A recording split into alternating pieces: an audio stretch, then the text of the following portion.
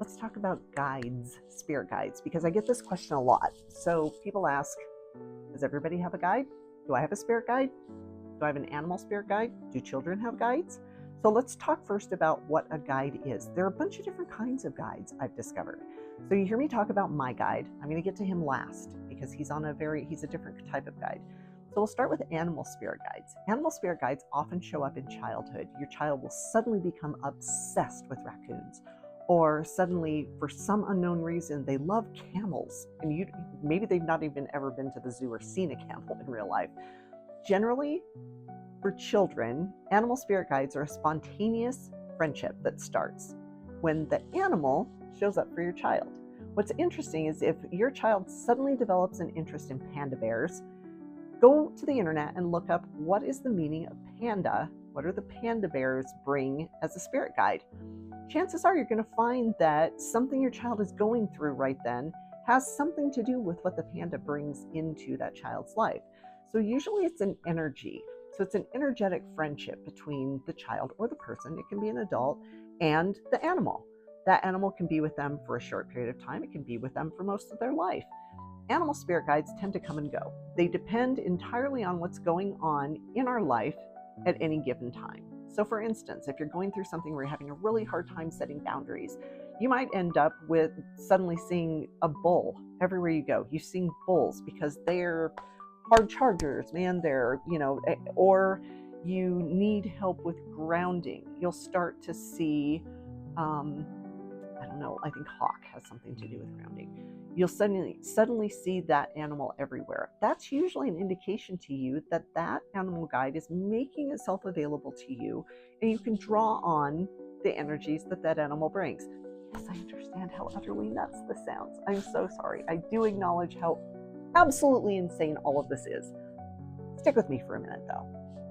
So animal guides, they happen spontaneously with children. They can also happen spontaneously with adults. Mostly, I think they do, but we don't notice that that's what's going on, and so we don't acknowledge them, and so they tend to wander off. It does require you to have some kind of an interaction with them if you want them to stick around. Most of the time, that can just be acknowledging that they're there. You're driving through a town, you see a hawk, it's like, oh wow, that's a hawk. You're driving 5 minutes longer, and there's another hawk. So yes, granted, you might live where I live, where there's lots of hawks, but you're noticing it. It's going out of its way to make itself known to you. Acknowledge it. Get yourself a little hawk statue and leave it on your desk.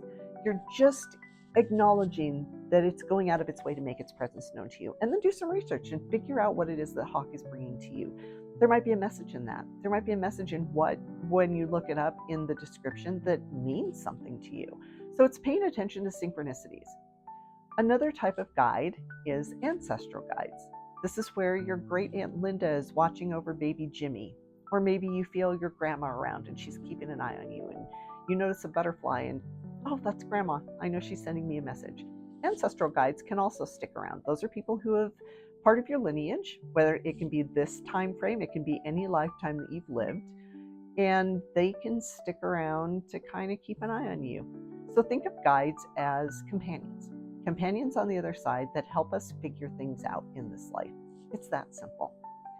I have an interesting story about an ancestral guide. I had always seen a woman with me from the time I was little. I knew that she was related to me somehow, and I'd only met my great-grandmother once. I remember we had to drive to a deserted road and that was blocked off, and then she met us on a four-wheeler, and we traipsed through to this tiny little, I don't know, trailer that she lived in out in the middle of nowhere, and she kept raccoons as pets, and she had a raven, and she was just this wild old lady that I thought she was fascinating. But I only knew her as my great-grandmother, and I only ever saw her maybe once or twice, and I was a tiny child when she died. Well, I knew that this particular guide, I knew her name was Alice. She was this beautiful young woman with very light blondish red, like strawberry blonde hair. And that's how I always saw her, wearing a white dress, and her name was Alice. Well, I had asked my Latin side of the family about who this woman might be. We only had one woman named Alice in the family on that side, and she had been murdered when she was younger. Obviously, she didn't have strawberry blonde hair. But it wasn't until a few months later that I was just randomly in conversation. One of my aunts on the other side said, you know that your great-grandma's name was Alice. On the Irish side, her name was Alice. So I was able to place who that guide is my great grandmother Alice. So in my life, I can talk about her. She's an ancestral spirit or an ancestral guide. That particular spirit guide in my life and my work, she's very practical. So while my main guide that I do the shamanic work with, my guide Alice, my great grandma, who I believe to be my great grandmother, I can't prove any of this, of course.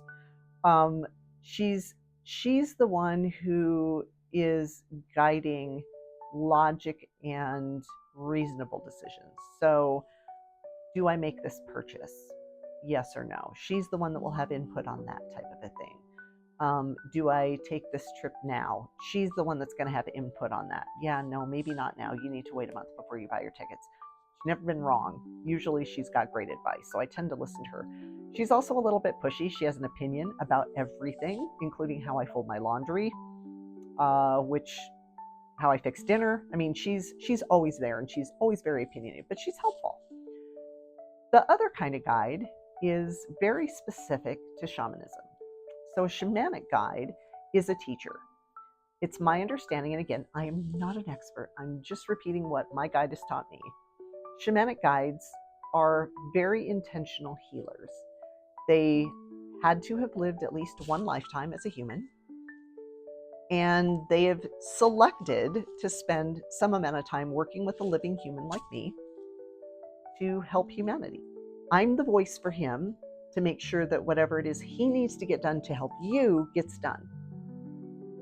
But I don't factor in here other than just the mouth. I am just the means by which he's able to connect with you.